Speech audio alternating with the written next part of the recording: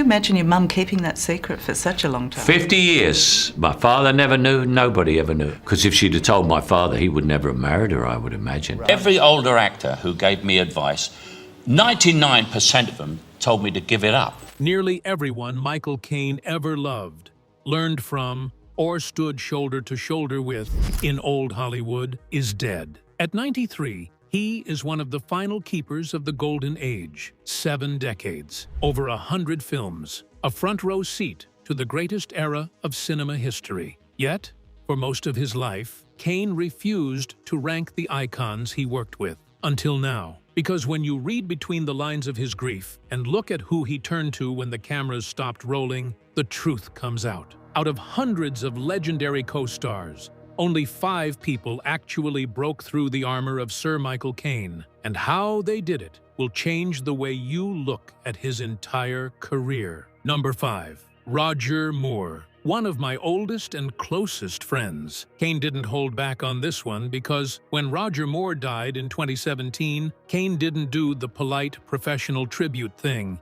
He posted something raw. He called Moore one of his oldest and closest friends and said his world would never be the same again. That's not studio-approved PR language. That's a man who just lost someone who mattered. Here's the thing about their friendship. It wasn't built on a movie set. Caine and Moore never really co-starred together the way Caine did with a lot of names on this list. Their bond went back decades, off-camera, through the ordinary machinery of the British film and social scene of the 60s and 70s, 2 working-class London boys who ended up playing 2 very different kinds of leading men. Moore all suave and unbothered as Bond, Caine sharper, cockier, more dangerous. Different lanes, same era, same circles, and by every account, genuine warmth between them for years. And it wasn't a one-way thing either. Go back and look at how the entire Bond family reacted when Moore died.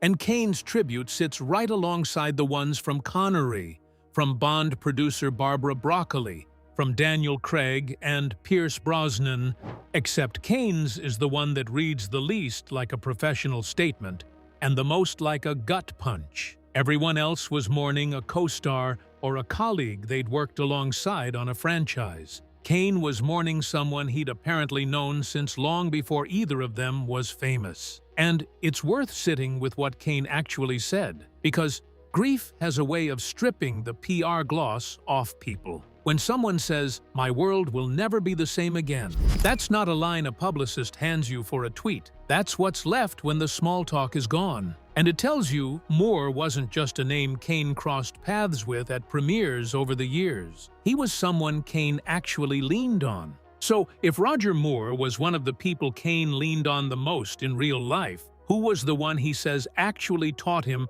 what he does for a living? Number 4. Laurence Olivier. The one who called him a partner. If there's one relationship on this list that's less about friendship and more about respect, earned the hard way, it's this one. In 1972, Caine went toe-to-toe with Laurence Olivier, arguably the most decorated stage and screen actor Britain had ever produced, in a 2-hander called Sleuth. Just 2 actors. One house, one long, brutal game of psychological cat and mouse. No crew of characters to hide behind, nowhere to coast. And Caine has talked about how intimidating that was going in. This was Olivier. Knighted, legendary. The kind of actor other actors get nervous around. The one whose reputation on stage had already reached mythic status by the time Caine was cast opposite him. Caine wasn't even a stranger to Olivier at that point. Olivier had introduced one of Caine's earlier television roles years before, and the two had briefly crossed paths on a wartime film. But Sleuth was the first time they were actually asked to carry a film together, just the 2 of them, with nowhere to hide. But about a week into filming, Olivier said something to him that Caine has repeated for decades because of how much it meant to him. Olivier told him that at the start, he thought he had a servant on set, and by that point, he realized he had a partner. Think about what that actually is. That's not a compliment. That's Laurence Olivier telling a working-class kid from South London that he'd earned equal footing with him, on screen, in real time, in a 2-hander where there was no supporting cast to hide any weakness. Both of them ended up nominated for the Oscar for that film. Neither won it. Marlon Brando took it that year for The Godfather. But by every account, that didn't matter to Caine nearly as much as what Olivier had said to him privately. He's told that story in interview after interview across the decades, and it's never once come across as a rehearsed anecdote. It's always sounded like the moment he actually started believing he belonged. That's the kind of validation that sticks with a person for 50 years. And it's clearly stuck, because decades later, when Caine himself took on Olivier's old role for a 2007 remake of Sleuth opposite Jude Law, he was careful to insist it wasn't a remake at all, but a completely new script by Harold Pinter. It's a small detail, but it tells you something about how much respect Caine still had for the original after all that time. He didn't want to be seen retreading a film that had meant that much to him, with the man who'd made it mean that much no longer around to weigh in. But if Olivier is the mentor figure, who's the one Caine considers his actual equal? The one actor he never stopped calling his best friend? Number 3, Sean Connery. A wonderful friend. This is the big one, and if you've followed Caine's career at all, you already know why. Sean Connery and Michael Caine made The Man Who Would Be King together in 1975, a film Caine has called his favorite of his own career, more than once, without hesitation. Two of the biggest British actors alive, playing two disgraced ex-soldiers trying to con their way into becoming kings. On paper, it sounds like stunt casting. In practice, it became one of those partnerships people still study. And here's a detail people forget. The film itself almost didn't happen with either of them. Director John Huston had been trying to get The Man Who Would Be King made since the 50s, and over the decades, he'd tried to cast it with Humphrey Bogart and Clark Gable, then Kirk Douglas and Burt Lancaster, then Paul Newman and Robert Redford. It was reportedly Newman himself who eventually suggested Connery and Caine for the leads instead, which Caine has said he always found touching, that one of the biggest stars in the world talked him and Connery into a role that could have gone to anyone. The friendship went well past the film. When Connery died in 2020 at 90, Caine didn't write some careful, distant statement. He called him a great star, a brilliant actor, and a wonderful friend. Full stop. No hedging. And then he added a line that only makes sense if you've seen their movie together. The Man Who Would Be King was the king. That's Caine, in grief, still finding a way to make a joke that only the two of them would really get. And there's a detail from behind the scenes on that shoot that says more about their bond than any tribute could. During filming, they had to shoot a scene on a rope bridge, and Connery, who apparently wasn't a fan of heights, turned to Huston and asked if the bridge looked safe. Huston, deadpan, told him the bridge looked exactly the way it always had. The only difference was that today, Connery would be the one standing in the middle of it. Caine has told that story for decades because it captures exactly what it was like being on set with the two of them. Genuine nerves, real trust, and constant, dry humor, holding it all together. Caine has also said flatly, more than once, that The Man Who Would Be King is his own favorite film out of everything he's ever made. Not his biggest hit, not his most awarded. His favorite. That's not a small thing coming from a man with over 100 credits to his name. Connery and Caine stayed close for the rest of Connery's life, decades after the cameras stopped rolling. What made their friendship so unusual was that it never felt competitive. Hollywood has a habit of turning leading men into rivals, especially when they're from the same generation and constantly compared. But Caine and Connery seemed genuinely happy to see each other succeed. They had a lot in common, too. Both came from working-class backgrounds. Both served in the military before acting, and both fought their way into an industry that wasn't eager to hand them opportunities. That shared experience created a bond that lasted for decades. Even after Connery retired from acting, Caine never spoke about him as a distant legend. He always spoke about him as a trusted friend, someone whose loyalty and humor never changed, no matter how famous either of them became. But before either of them made it to Hollywood royalty, there was one accidental meeting with an actual American icon that changed how Caine carried himself for the rest of his career. Ready for the strangest friendship on this list? Number 2. John Wayne. The advice Caine never forgot. This one didn't start as a friendship at all. It started as a total accident in a hotel lobby. Caine has told this story on talk shows, on NPR, and in his own memoir, Blowing the Bloody Doors Off, and it never gets less funny in the retelling. Sometime in the mid-60s, right after Zulu, The Ipcress File, and then Alfie made him famous almost back-to-back, Caine was staying at the Beverly Hills Hotel, watching for celebrities the way any young actor new to Hollywood would. One day, a helicopter landed outside. Out walked John Wayne, full cowboy hat, the genuine article. Wayne clocked him from across the lobby, walked over, and asked his name. When Caine told him, Wayne said he'd seen him in Alfie, and told him flat out he was going to be a star, and then gave him 2 pieces of advice completely unprompted. The first, talk low, talk slow, and don't say too much. Caine has called it the most useful acting tip he ever got in his entire career, and he's repeated it,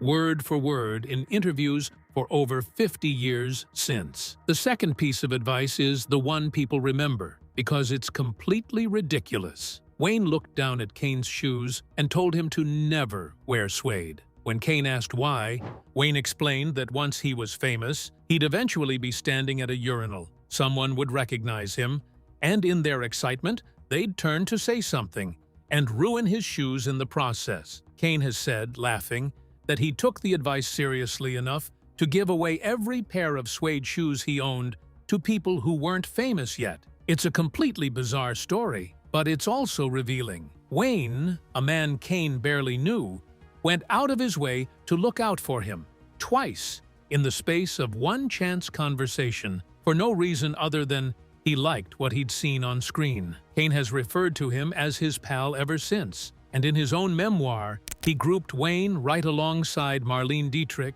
Tony Curtis, and Laurence Olivier as people whose advice actually shaped how he approached his career. That's rare company for one hotel lobby run-in. Caine has told the same story on The Graham Norton Show as recently as 2018, and it hasn't changed a word in 50 years. The helicopter, the cowboy hat, "You're gonna be a star, kid," and the suede shoes. The fact that he still tells it, that specifically, that consistently, decades on, says a lot about how much that brief encounter meant to a young actor who, by his own admission, spent years fully expecting every film to be his last. That's advice from a legend Caine barely knew. But the next person on this list is the one who said more than once that she's the reason his American career happened at all, and Caine has never argued with her about it. Number 1. Shirley MacLaine, the woman who got him to Hollywood. Here's a story that doesn't get told nearly enough, and it's the one that arguably changed the entire trajectory of Caine's career. In the mid-60s, Shirley MacLaine, already one of the most powerful women in Hollywood, had contractual approval over who got cast opposite her in her next film, a heist comedy called Gambit. The studio had been considering a different director, whose new film they screened for MacLaine as an audition of sorts. She wasn't sold on the director, but she noticed one of the actors in that film, a guy in glasses named Michael Caine, and picked him on the spot to be her leading man, sight unseen, without so much as a script read. Caine has said outright that this is how he got into Hollywood, and he's credited MacLaine's kindness specifically, saying that after hearing all the stories about difficult standoffish stars, here was one of the biggest names in the business going out of her way for a total unknown with nothing to offer her in return. MacLaine, for her part, has told her own version of the story just as warmly. In her own recollections of the film,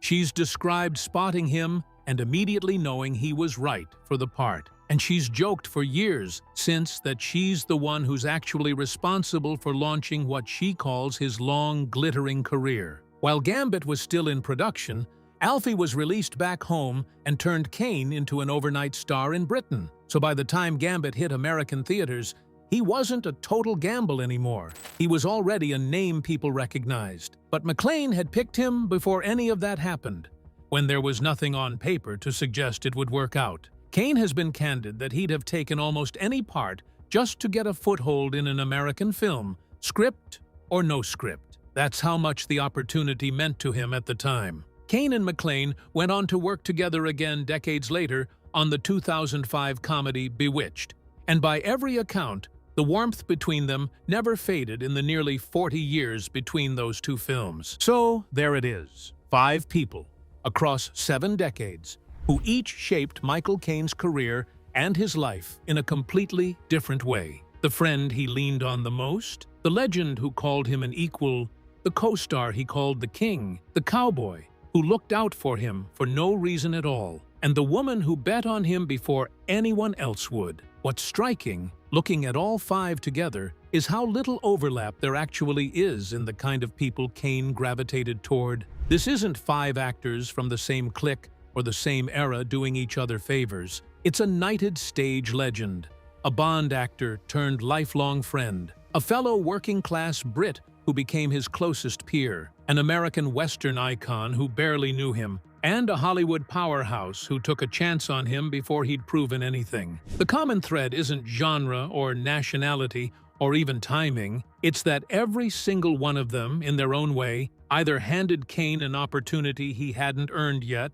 or told him something honest he needed to hear. That's arguably a more telling definition of who someone loved most than any ranked list could ever be. And that's really the through line of Caine's entire career. If you zoom out far enough, a Cockney kid from Rotherhithe who left school at 15, went through the British Army, and ended up trading favors, advice, and genuine affection with some of the most famous people of the 20th century. He said before that he never brings a role home with him and treats acting like a job, ruthlessly professional. But the way he talks about these 5 people tells a different story. These weren't colleagues he was polite to. These were the people who actually shaped him. Michael Caine has never sat down and handed anyone a neat, ranked list of who mattered most to him. And honestly, that's kind of the point. The people who show up again and again in his own words, his own memoirs, and his own tributes are the ones who earned it,